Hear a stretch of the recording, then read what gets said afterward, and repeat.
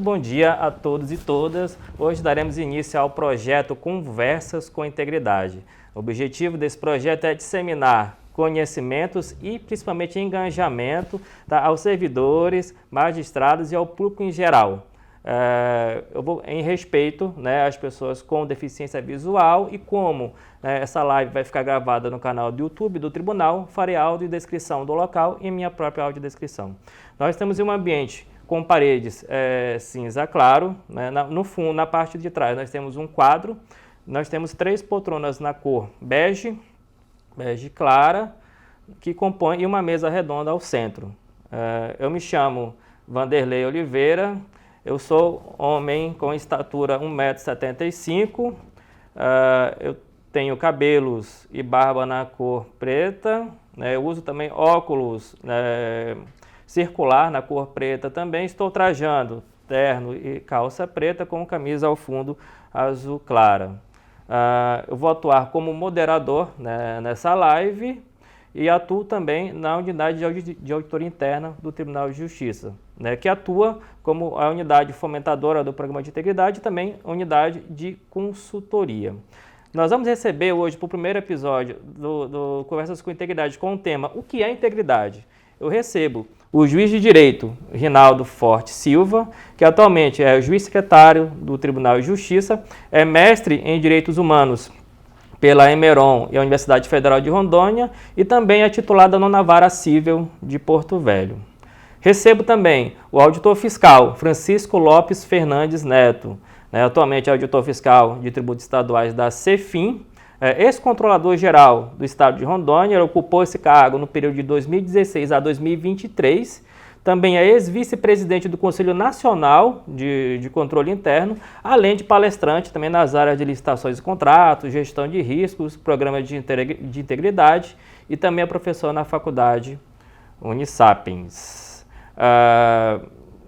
Nesse momento de muita alegria para o Tribunal de Justiça, nós estamos estruturando o nosso programa de integridade, e agora eu passo a palavra para o nosso representante da alta administração, o juiz de direito Rinaldo Forte Silva, que é o nosso secretário-geral, para tecer os comentários acerca do nosso estágio de implementação e as motivações pelas quais o tribunal está estruturando o nosso programa de integridade.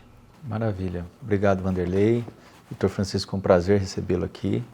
Como o Vanderlei disse, meu nome é Rinaldo, eu sou juiz de direito há 29 anos, estou secretário-geral do Tribunal de Justiça, eu sou homem claro, olhos azuis, cabelos, 54 anos, cabelos e barbas grisalhos, estou trajando um paletó e uma calça cinza, e camisa branca e uma gravata xadrez com um tom predominantemente cobre. O Tribunal de Justiça de Rondônia tem uma história bastante interessante, embora seja muito jovem. Nós temos uma história muito rica do ponto de vista de reconhecimento nacional. Nós temos um judiciário extremamente eficiente em Rondônia. O Tribunal de Justiça de Rondônia já foi reconhecido pelo CNJ como um tribunal selo diamante, ou seja, ele está entre os 3 melhores tribunais do país, dentre os 93 tribunais do país. Rondônia desponta já há 4 anos consecutivos e nós estamos na disputa do 5º prêmio diamante esse ano. De modo que nós não poderíamos deixar de também evidenciar a nossa preocupação com compliance, quando a gente entende que isso vai tornar o nosso tribunal ainda mais eficiente, ainda mais transparente, ainda mais qualificado. Então, o Tribunal de Justiça se impôs um desafio, que é a implementação do sistema de integridade até o final do ano corrente, até dezembro de 2023, e nós temos a absoluta convicção de que nós vamos conseguir fazê-lo. Certo. A integridade ela é descrita no dicionário como uma adequação ou cumprimento com os valores morais e éticos, doutor Francisco. O nosso tribunal ele tem, né, como essa premissa, né, de publicar, né, de elaborar a nossa política de integridade até dezembro de 2023, mas a integridade também ela deriva de outros princípios, né? Então, a própria Organização das Nações Unidas ela estabelece como um dos objetivos, né, de desenvolvimento sustentável o pilar integridade, né? O pilar combate à corrupção, combate ao suborno, né? A OCDE também estabelece a integridade como um dos pilares, né, da matriz política, matriz econômica e matriz social, né? O falar de integridade parece ser fácil, mas ao mesmo tempo um tanto quanto complexo, né? Francisco, o que é de fato integridade? Questão interessante, Vanderlei, e uma questão reflexiva, né? De pronto, agradeço a oportunidade, Vanderlei, é um prazer estar você aqui mediando esse painel, doutor Rinaldo, né, representante da alta administração, e vocês que estão nos assistindo, em respeito a todos e todas que estão nos assistindo. Me chamo Francisco Neto, fazendo a autodescrição, homem branco, 1,78 m, cabelo castanho, olhos verdes. Eu estou com um paletó azul escuro, camisa branca, gravata vermelha. Estou ladeado pelos colegas que estão em poltronas brancas, já descritos, e de frente a essas poltronas está a prestigiosa equipe de staff, 3 operadores de câmeras e 2 servidoras, né, no qual eu cumprimento todas as mulheres que aqui estão. Pois bem, falar de integridade, essa primeira pergunta, nós temos que objetivar ao máximo. Eu acho que o grande problema é que quando se fala em compliance, Vanderlei e doutor Rinaldo, muita gente confunde com o canal de denúncia, achando que é a mesma coisa. Muita gente confunde com corregedoria, achando que é a mesma coisa. Muita gente confunde com ouvidoria, achando que é a mesma coisa. Ou auditoria, né? Ou auditoria. Ou auditoria. De qualquer sorte, de fato, e nós vamos comentar, acredito, no decorrer de nossa conversa, que auditoria, ouvidoria, canais de denúncias são elementos essenciais que fazem parte de um sistema de integridade, mas com eles não se confunde. O que seria a integridade?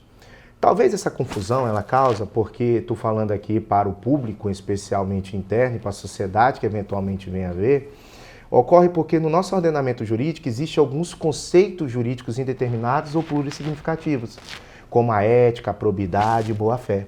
Então, se você por que são plurissignificativos? Porque se você perguntar para um doutor em ciência política, Vanderlei, o que é ética, ele vai dizer que é agir dentro dos padrões civis aceitos dentro de uma sociedade organizada. Mas se você perguntar para uma criança de 12 anos o que é ética, ela vai dizer o seguinte, é receber o troco maior do vendedor e ainda assim devolver. Então, veja, são perspectivas diferentes, mas cada um tem a sua visão de ética. No compliance, há sim um conjunto de valores, um conjunto de preceitos que define. Mas eu vou me ater aqui o que é comum. O que é o compliance? Nada mais é um sistema de políticas, normas e procedimentos que servem para adequar as organizações aos parâmetros legais. Legislação, regulamentos. Mas veja que do ano 2000 para cá, a agência, por exemplo, judicial americana, que disciplina os parâmetros de guias para decisões judiciais, ao apreciar programas de compliance que vinham desde 77 com a legislação americana, sentiu falta de uma coisa. Não basta fazer um parâmetro de normas e regulamentos. Eu tenho que incutir valores e cultura ética de uma organização. Então, me arrisco a dizer e a definir que sistema de compliance nada mais é do que um aparato de fluxos, processos, procedimentos, sistemas e pessoas que visa adequar a instituição às normas, mas também curtir os valores éticos e culturais para que se torne um lugar mais justo e com equidade. Então, quando se fala em integridade, é isso. É um sistema que é baseado em normas, mas também um sistema que é baseado em valores. Talvez essa confusão é porque o compliance vem do verbo to comply, quer dizer conformar, conformidade. Mas com o passar do tempo, agregamos valores nesses aspectos. Por que existe isso, Anderlei? Porque não tem como fazer compliance sem curtir a ideia de valores. É porque nós temos a percepção que os indivíduos eles não podem ser adequados à sua cultura organizacional. E pode sim, doutor Rinaldo.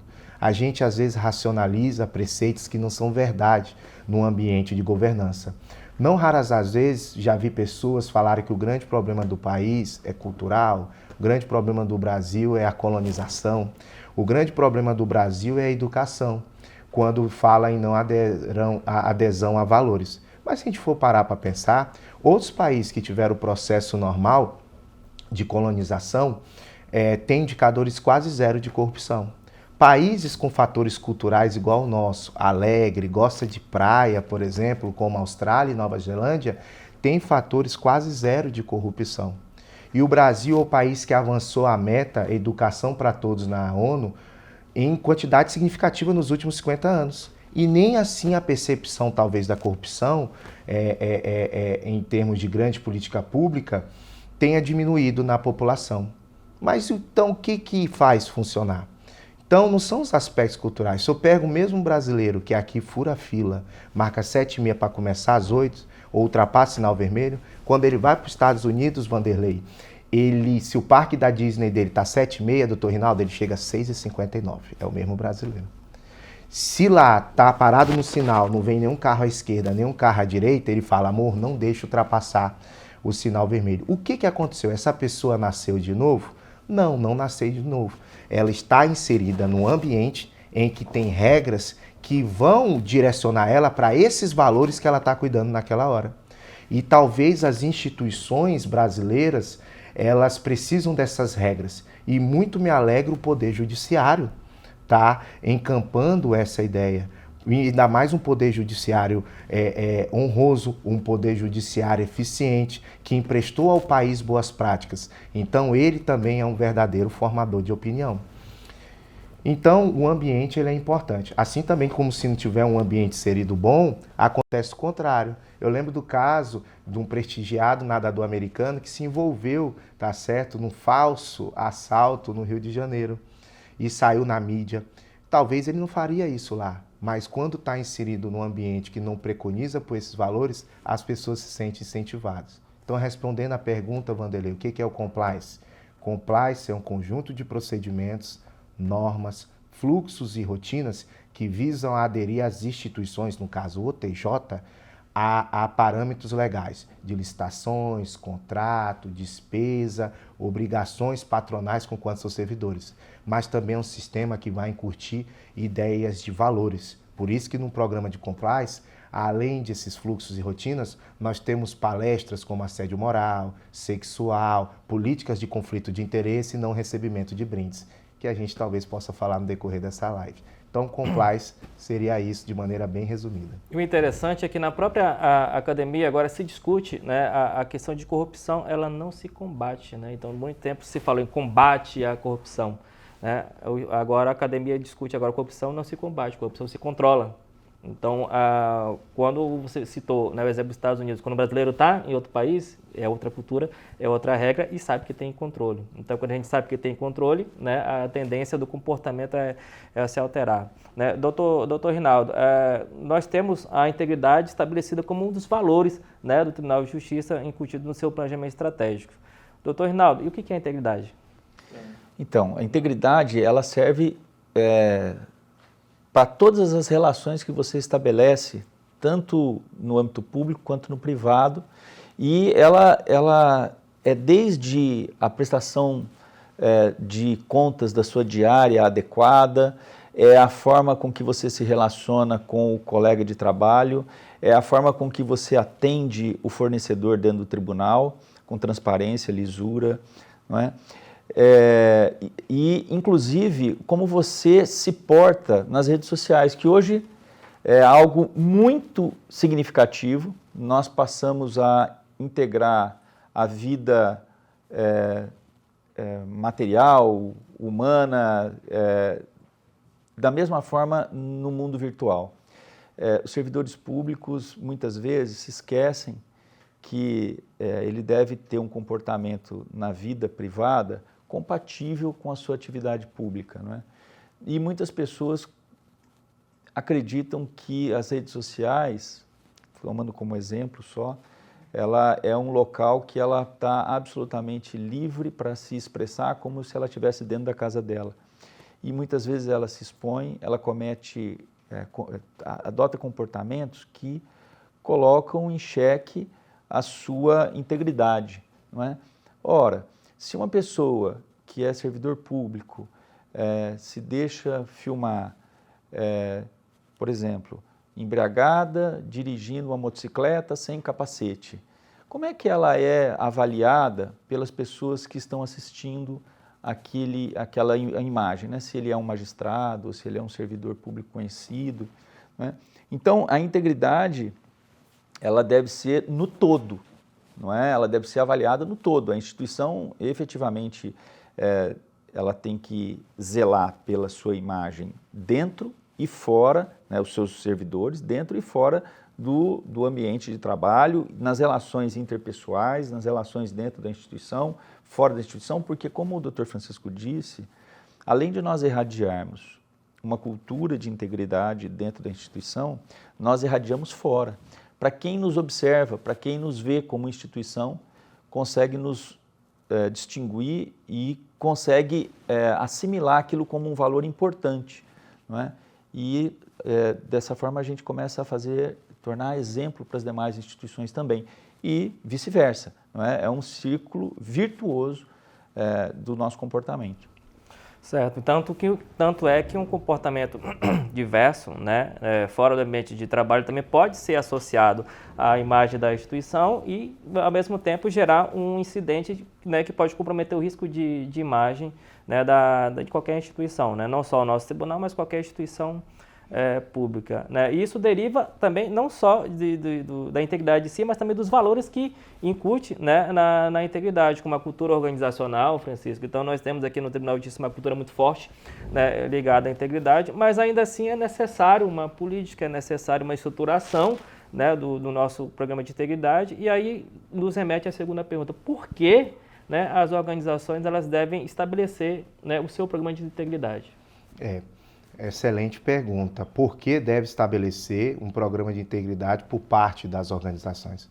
A primeira, eu acredito que a sua fala, Wanderley, doutor Rinaldo, e a minha fala, ela noticiou a razão, né, de ter um programa de integridade. Agora, o porquê e o para quê, eu acho que também é sempre importante a gente estar rememorando. Por que ter um programa de integridade se faz necessário? Pegando o gancho da fala do Dr. Rinaldo no seguinte sentido, da importância e da repercussão que as instituições, seja públicas e privadas, têm para a sociedade como um todo. Dando um passo atrás, quando a nossa Constituição fala que é o objetivo da República construir uma sociedade livre, justa e solidária, ela não reparte entre o objetivo do poder público e do poder privado. Tudo é focado nesse objetivo e todas as instituições.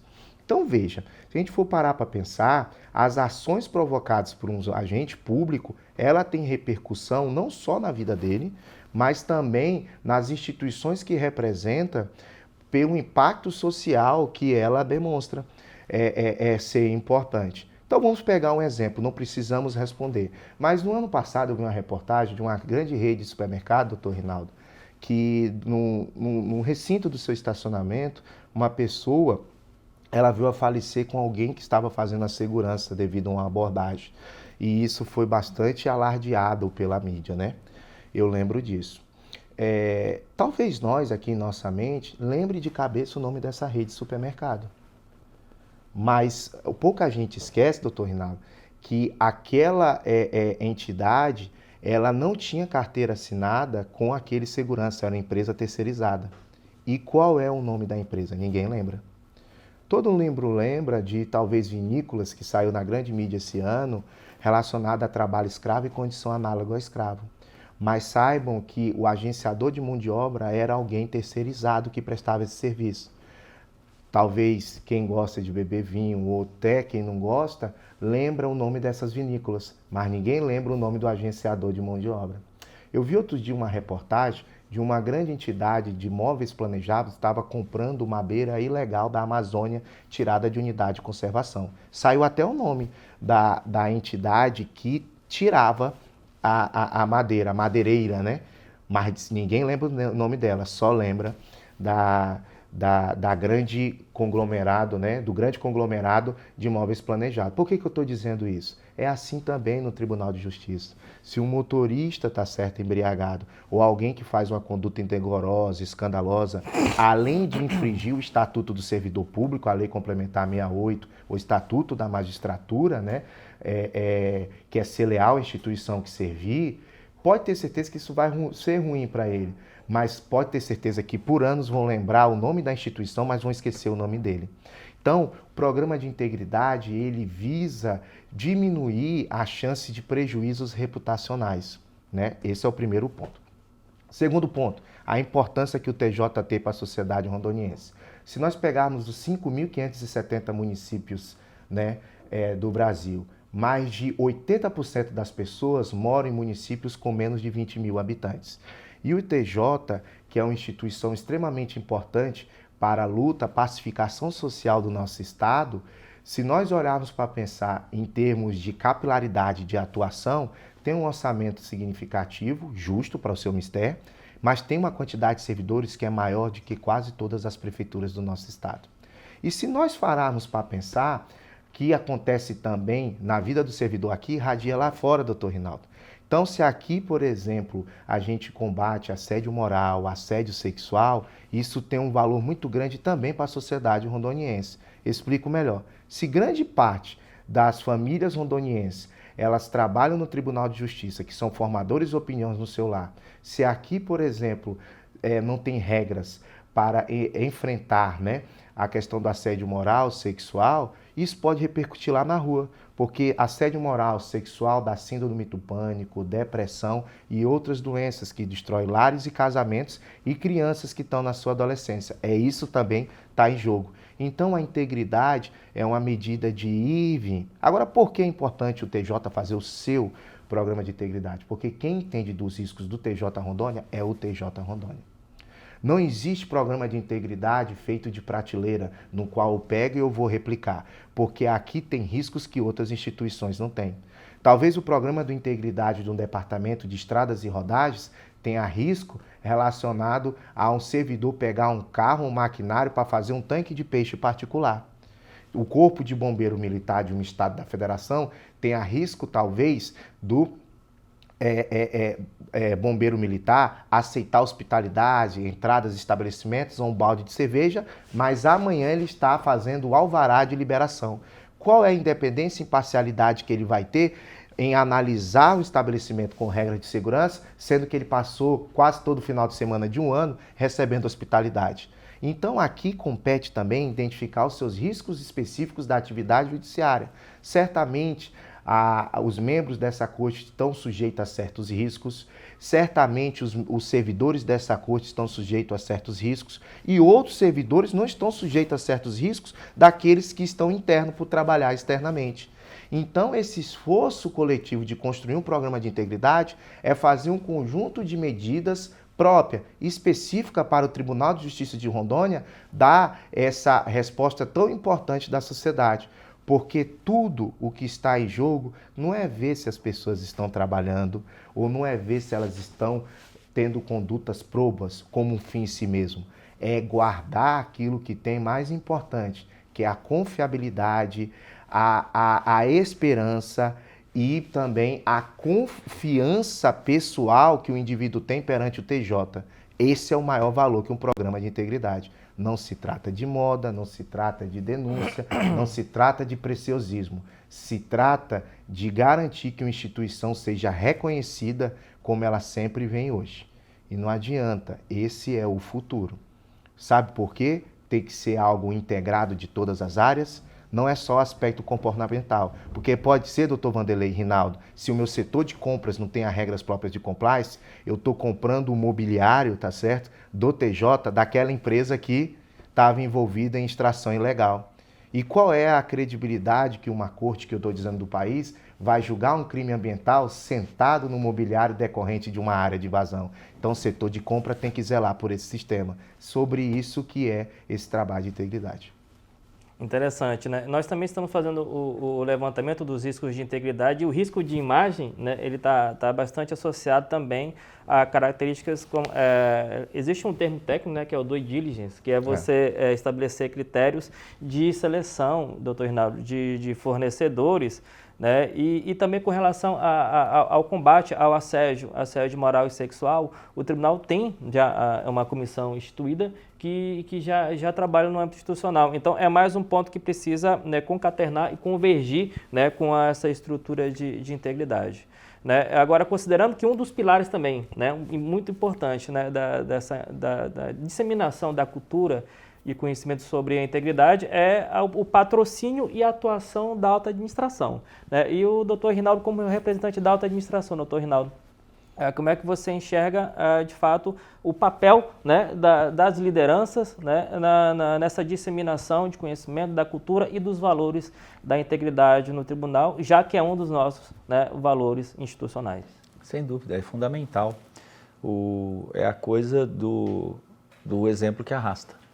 Né? Não adianta eu fazer um discurso e não dar o exemplo. Então, assim, primeiro que a alta administração deve internalizar a instituição, a implantação do sistema de integridade, né? Ela deve compreender e deve praticar e disseminar essa prática e dar o exemplo. Né? E é pelo exemplo que nós vamos conseguir fazer com que todos entendam a importância disso e pratiquem. Né?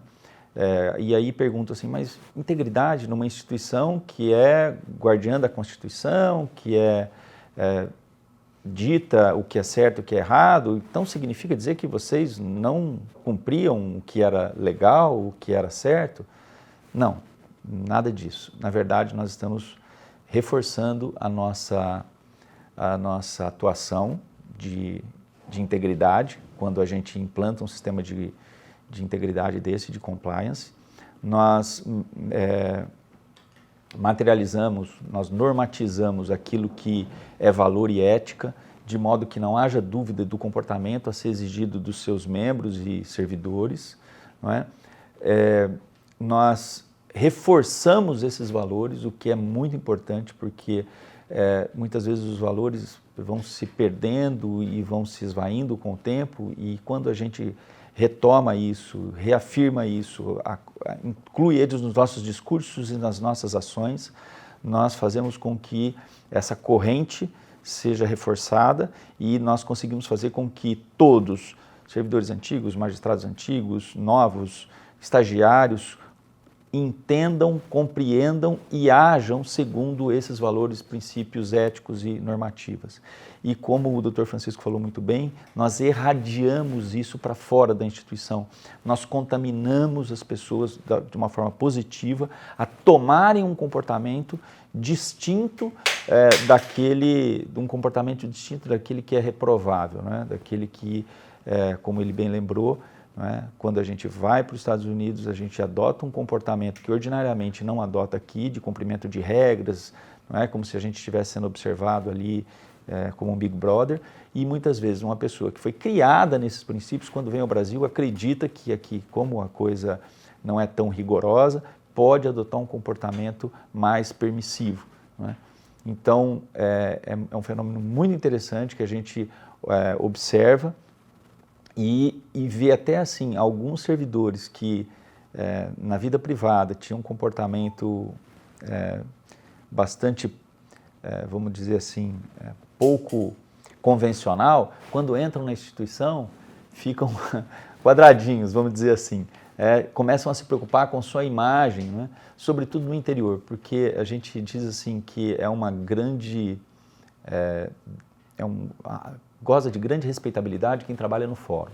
No interior é assim.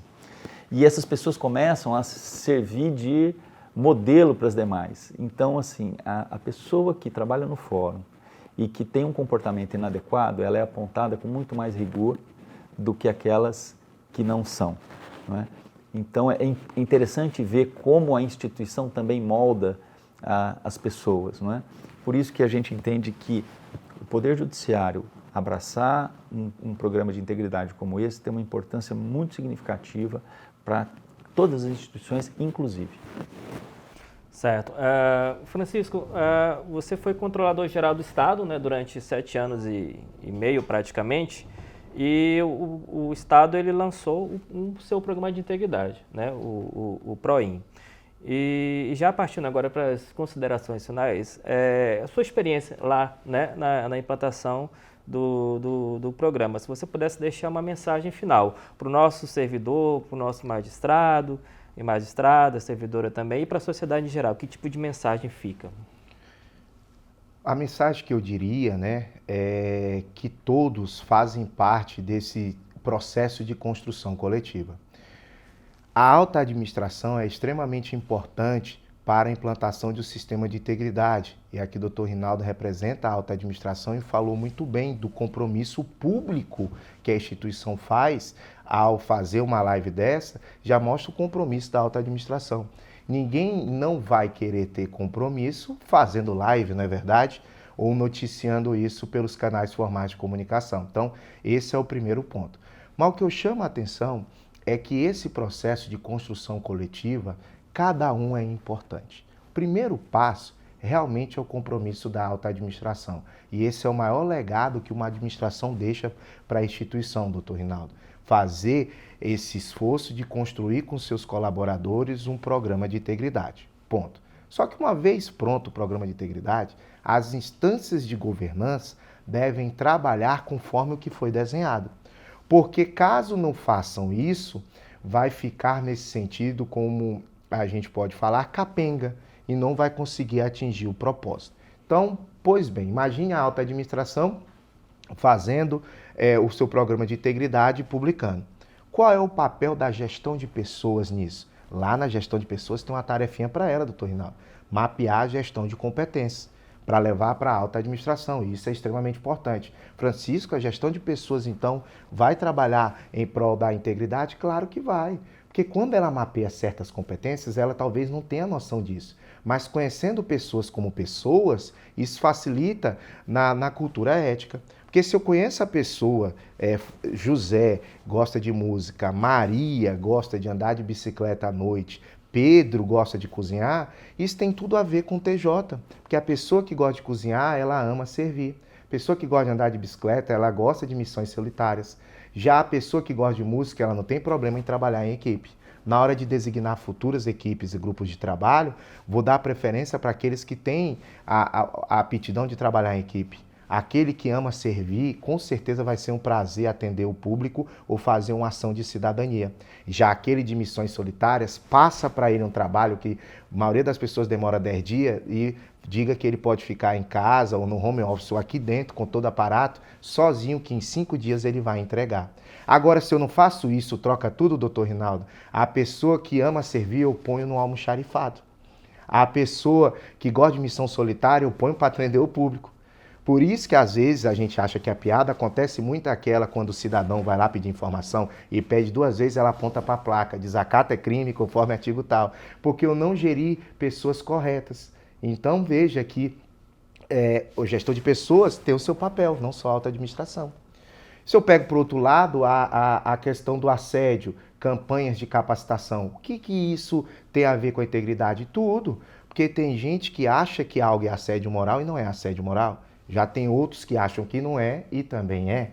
Isso funciona muito bem em todas as instâncias. Lembrem programas de integridade de escola, quando dá campanhas de assédio moral e sexual para estudantes. Muitos dos estudantes e das estudantes só vão descobrir que foram assediadas, doutor Rinaldo, na sua maioridade. Quando eles falam, poxa, aquela história do professor deixar eu entregar a prova por último, agora eu entendi que era assediado. Às vezes uma conversa, tá certo, no sentido elogiando de eu já ser adulta mais do que as outras crianças, isso é um assédio e eu não sabia. Então a campanha de conscientização é importante por causa disso. Então, enfim, a alta administração tem um papel importante. E o que eu deixo de recado é, a única regra que existe no programa de integridade é não ter regras pré-definidas. Vocês podem criar as medidas que assim bem entenderem para mapear os riscos. E aí a criatividade e a inovação compete ao TJ. Então, pode adotar, doutor Rinaldo, uma política de integridade sempre que para atender um fornecedor esteja presente uma pessoa escolhida aleatoriamente, uma terceira pessoa. Isso é uma política de compliance. Isso é muito importante para a instituição ou para o servidor. Porque às vezes a pessoa está andando na rua e aí vem um fornecedor, poxa, aquele meu processo vai pagar tanto. Poxa, meu amigo, me desculpe, mas eu não posso falar com você aqui por causa das minhas regras de compliance. Tem que ser lá na presença de uma terceira pessoa. Olha o quanto que é importante. Então veja que as regras sim disciplinam padrões de cultura. E isso existe em inúmeros países. Eu já vi países fazer políticas de equidade, e o TJ tem um histórico nisso, né? De substituição, por exemplo, de pessoas que estejam em licença maternidade. Colocar que nunca uma pessoa vai substituir todo o período. Necessariamente tem que ser alternado entre uma ou outra, para não correr risco de haver a questão de medo de troca de lugar para aquela mãe que já está com um trabalho absurdo com o seu filho, ficar com essa preocupação. Então, a política de alternância do substituto é uma boa política. E por aí vai. A Islândia foi o primeiro país europeu a ter uma primeira mulher como primeira-ministra. E ela colocou uma política simples, de que a licença maternidade também ia ser tirada pelos homens. Por que isso é importante? Porque o empregador não fazia distinção de empregar homem ou mulher. Então, assim, hoje a Islândia é o país do mundo que tem menor desigualdade de salário entre homens e mulheres, por causa de uma regra de controle. Então, é um solo fértil. A experiência que eu falo, Vanderlei, é que o TJ é livre e ele que tem que dizer a política de integridade, porque só ele sabe os riscos, né?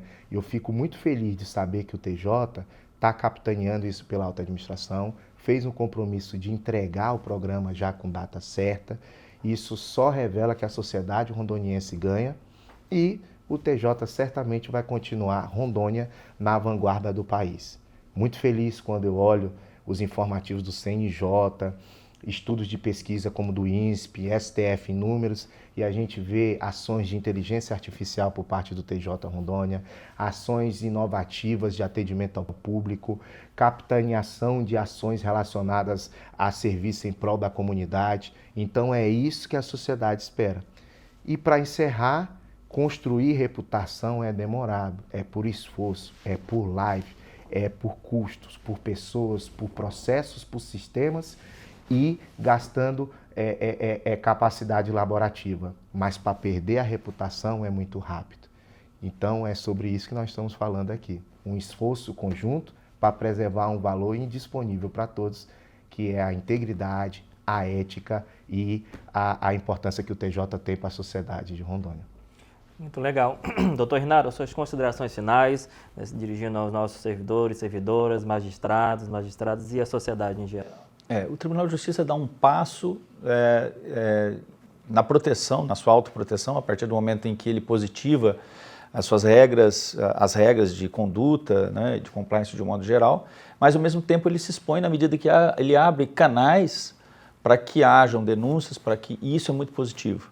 Porque ainda que a instituição seja reconhecida como uma instituição séria, eficiente e tudo mais, nós sabemos que nós temos muito que melhorar, nós temos muito que avançar, não é? E eu sei que esse processo é uma construção sem fim, não é? Mas isso não significa dizer que a gente pode se acomodar.